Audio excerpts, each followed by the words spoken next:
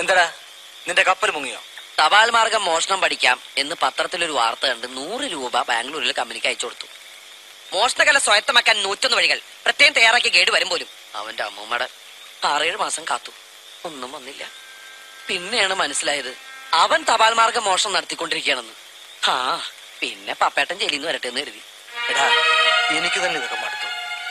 Police ആക്കിയില്ലെങ്കിലും വടക്കേപ്പുറത്തെ സുഭദ്രയുടെ മോനെ ഒരു കള്ളനാക്കാൻ എനിക്ക് വയ്യ. ഞാൻ പിന്നെ എന്ത് ചെയ്യണമെന്ന് പപ്പേട്ടൻ പറ. ജോലിയാണെങ്കിൽ ആരും തരില്ല. എന്നാ പിന്നെ എന്തെങ്കിലും ചെയ്ത് ജീവിക്കാന്ന് വെച്ചാ അതിനൊട്ടാരും സമ്മതിക്കില്ല. അതുകൊണ്ട് മൂട്ടിക്കണം. അല്ല ഞാനതൊക്കെ തന്നെ ചെയ്തുകൊണ്ടിരുന്നത്. പക്ഷേ എന്റെ സാഹചര്യങ്ങളൊക്കെ ആയിരുന്നടാ എന്നെ അങ്ങനെ ആക്കിയത്. അതുകൊണ്ട് താമോ ആവശ്യമില്ലാത്ത ആഗ്രഹങ്ങളൊക്കെ കളഞ്ഞേക്ക്. മരണക്കിടക്കയിൽ കിടന്ന നിന്റെ അമ്മയ്ക്ക് ഞാനൊരു വാക്ക് കൊടുത്തിട്ടുണ്ട്. ഒരിക്കലും നിന്റെ മുഖം വാടാൻ ഞാൻ സമ്മതിക്കില്ലല്ലോ. പക്ഷേ അതെനിക്കെതിരെയുള്ള ആയുധമാക്കാൻ നീ ശ്രമിക്കരുത്. ഞാൻ ഇതുവരെ അങ്ങനെ ചെയ്തിട്ടുണ്ടോ പേട്ട? ഇല്ലാത്ത കുറ്റങ്ങളൊക്കെ തലയിൽ കെട്ടിവെച്ച് നിഷേധി എന്ന കാരണവും പറഞ്ഞ് അമ്മാവന്മാര് തറവാട്ടിൽ നിന്ന് പപ്പേട്ടനെ ഇറക്കി വിട്ടപ്പോഴും എന്റെ മനസ്സിൽ പപ്പേട്ടനുണ്ടായിരുന്നുള്ളൂ.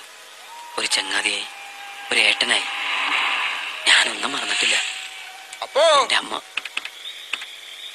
അപ്പാ നീ ഞങ്ങളെയൊക്കെ അങ്ങ് മറന്നോടാവേ.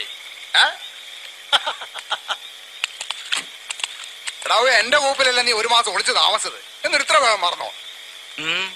എന്താ പ്രശ്നം? എന്റെ പാപ്പ ഞാനൊരു ചെറിയ ഹോട്ടൽ അങ്ങോട്ട് പണിതു. ജീവിക്കണ്ടായോ? പക്ഷെ സമ്മതിക്കത്തില്ല. എങ്ങനെയും എന്നെ കുത്തുവാള എടുപ്പിക്കണമെന്ന്.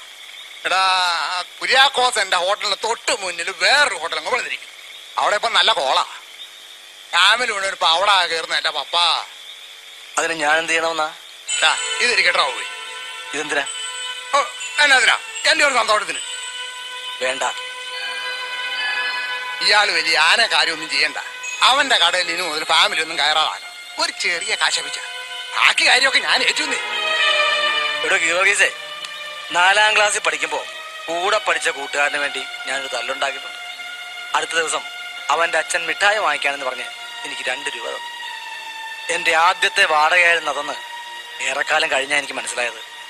അതൊക്കെ മനസ്സിലായി വന്നപ്പോഴേക്കും എനിക്കതിൽ നിന്ന് മാറാൻ പറ്റാത്ത അവസ്ഥയായി. പക്ഷേ ഇപ്പൊ ഞാനതൊക്കെ നിർത്തി.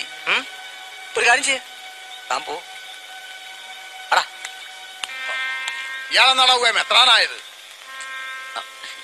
ആ കാശും തന്നെ ഞാനേ പപ്പേട്ടന്റെ അടുത്ത് എങ്ങനെയെങ്കിലും പറഞ്ഞ് സമ്മതിപ്പിച്ചോളാം.